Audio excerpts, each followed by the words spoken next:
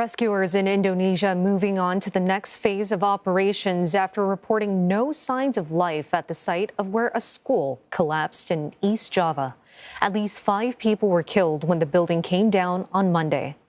Teams will begin using cranes to lift concrete of the collapsed Islamic school in the town of Sidoarjo, with 30 ambulances set aside.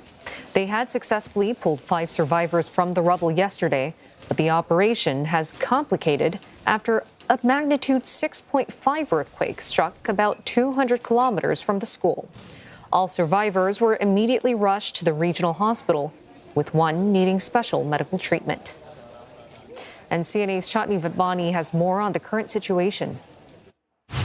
I'm actually standing in front of the site of the collapse. If you see the building behind me that's green and gray, that is the Islamic boarding school, and within that compound is where the collapse happened. So the building that has collapsed is within the compound behind me. Now, at the briefing, rescuers said that they have evacuated a total of 108 students, 103 who are alive, and 5 is the death toll. So this has been nothing short of a mammoth task, an entire rescue effort by a joint task force, over 300 personnel who have worked tirelessly day and night around the clock, 24 hours in shifts to sort of get to this point of where we are now at today.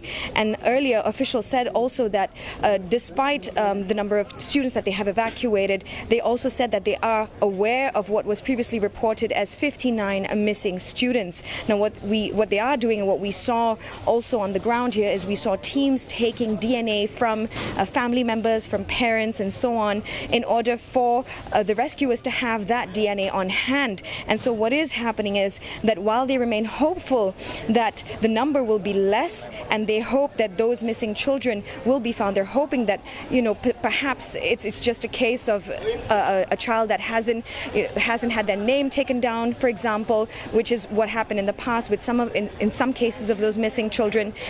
They're hoping that not all 59 of them are buried under the rubble. That would be the absolute worst case scenario. And so a lot of parents are filled with a lot of dread at the same time, because that is their ultimate concern. They are extremely concerned and they're extremely worried that their child will be one of those previously reported missing children who will be found under that rubble. And so what authorities are doing by collecting all of that DNA is that they are aiming for the fact that in the event that a body is found under the rubble, and if in the event that that body is dead, they are able to have DNA on hand to match the identity of the person, or rather the body.